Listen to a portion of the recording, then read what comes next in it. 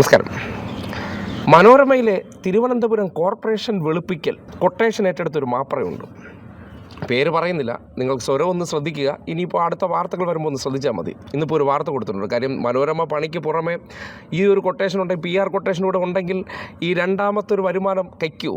അങ്ങനെ പുതിയ ഭരണസമിതി, കഴിവുകെട്ട ഭരണസമിതിയാണെങ്കിലും ആറ്റുകാൽ പൊങ്കാലയിൽ ഉൾപ്പെടെ അവർ മഹത്തരമായ പ്രവർത്തനം ചെയ്തു എന്ന് ഈ സമൂഹത്തിനോട് ഒരു ഉളുപ്പുമില്ലാതെ പറഞ്ഞവൻ്റെ പുതിയ വാർത്തയാണ്.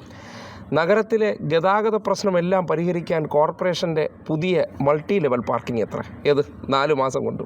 കഴിഞ്ഞ ഭരണസമിതി വളരെ കൃത്യമായി ആസൂത്രിതമായി തിരുവനന്തപുരം നഗരസഭയുടെ അല്ലെങ്കിൽ നഗരത്തിലെ ഗതാഗത പാർക്കിംഗ് പ്രശ്നം ഒഴിവാക്കാൻ വേണ്ടി നിർമ്മാണം പൂർത്തീകരിച്ച അന്തിമ ഘട്ടത്തിലെത്തി നിർത്തിയിരുന്ന സാധനത്തിന് കൊട്ടേഷൻ ഏറ്റെടുത്തവർ പണി പൂർത്തീകരിച്ചു.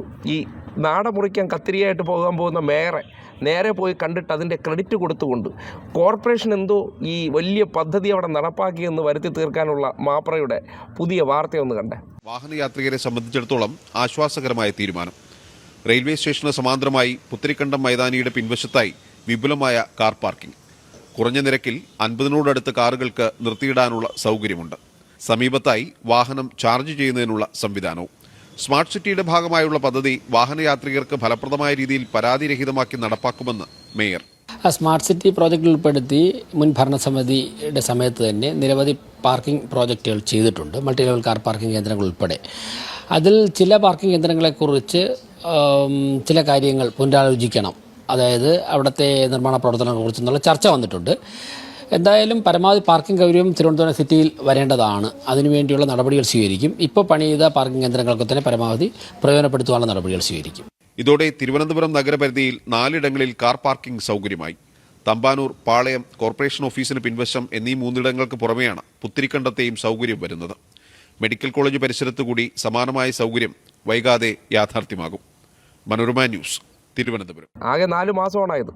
അതിൽ 1 മാസത്തോളം ടൂർ കഴിഞ്ഞ് പോയതിന് ശേഷം 3 മാസം വന്നിട്ട് തറയിൽ നിൽക്കാൻ പറ്റിയിട്ടില്ല. ആറ്റുകാൽ പൊങ്കാല കുളമാക്കി നഗരത്തിൽ സകലമാന പ്രശ്നങ്ങളും അതിൻ്റെ ഇടയിൽ പാർക്കിങ്ങിനെ കുറിച്ച് ആലോചിച്ചു എന്ന് പറഞ്ഞാൽ നിങ്ങൾക്ക് ചിന്തിക്കാവുന്നൊരു കാര്യമല്ലേ ഉള്ളൂ. അതിനെക്കുറിച്ച് ആലോചിച്ചു പോലുമില്ല. അപ്പോഴാണ് ഒരു ക്രെഡിറ്റ് അടിക്കാനായിട്ടൊരു സംഭവം കിട്ടിയത്. അതായത് കഴിഞ്ഞ ഭരണസമിതിയിലുള്ളവർ ദീർഘവീക്ഷണത്തോടു കൂടി ചെയ്ത കാര്യങ്ങളുടെ ഉദ്ഘാടനം എത്തുമ്പോൾ മാപ്ര അവിടെ പോയി നിന്നിട്ട് അത് മേയറുടെ പ്രതികരണം എടുത്ത് വലിയ പാർക്കിങ്ങൊക്കെ കൂടെ കോർപ്പറേഷൻ കൊണ്ടുവരുന്നു, മാറ്റം അല്ലെങ്കിൽ അവരുടെ ബ്ലൂ പ്രിൻ്റ് കാണിക്കാൻ വേണ്ടിയുള്ള പരിശ്രമമൊക്കെ നാണമൊക്കെ വേണ്ടടേ കുറച്ചെന്നൊക്കെ ആ മാപ്രയോട് ഈ നാട്ടുകാർ ചോദിക്കേണ്ടതുണ്ട്. കാര്യം വിദഗ്ധമായിട്ട് ഭാഷാ വൈദഗ്ധ്യം ഉണ്ട് എന്ന് തോന്നിപ്പിക്കുന്ന രീതിയിൽ ഇതുപോലെ പലരെയും വെള്ളപൂശി എടുക്കുന്നതിൻ്റെ കൊട്ടേഷൻ എടുത്ത് പ്രവർത്തിക്കുന്ന ഒരു മഹാനുഭാവനാണ്. ആ മഹാനുഭാവനായിട്ടുള്ള റിപ്പോർട്ടറുടെ ഈ വാർത്തയ്ക്കിടയിൽ അദ്ദേഹം ഒരിടത്തും മുൻ നഗരസഭ ചെയ്തത് ആണ് എന്ന് ഒരിടത്തും പറയാത്ത ആ വിദഗ്ധതയുണ്ടല്ലോ, അതാണ് നമ്മൾ മനസ്സിലാക്കേണ്ടത്.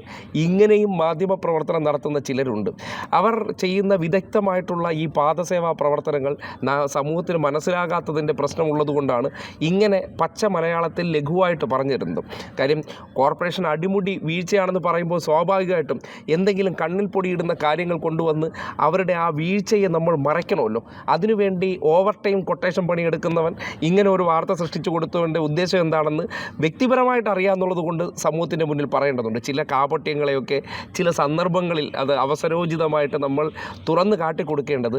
ഇങ്ങനെയുള്ള കാപട്യങ്ങളാണ് നമ്മുടെ മാധ്യമ മേഖലയെ ഏറ്റവും കൂടുതൽ സമൂഹത്തിൻ്റെ മുന്നിൽ ഈ ജീർണാവസ്ഥയിൽ എത്തിച്ചതെന്ന് പറയേണ്ടി വരികയാണ്. അതുകൊണ്ടാണ് പുതിയ അദ്ദേഹത്തിൻ്റെ വാർത്താ വെള്ളപൂശലിനെക്കുറിച്ച് വിദഗ്ധമായിട്ട് തന്നെ സമൂഹത്തിൻ്റെ മുന്നിൽ തുറന്നു കാട്ടിത്തരുന്നത്.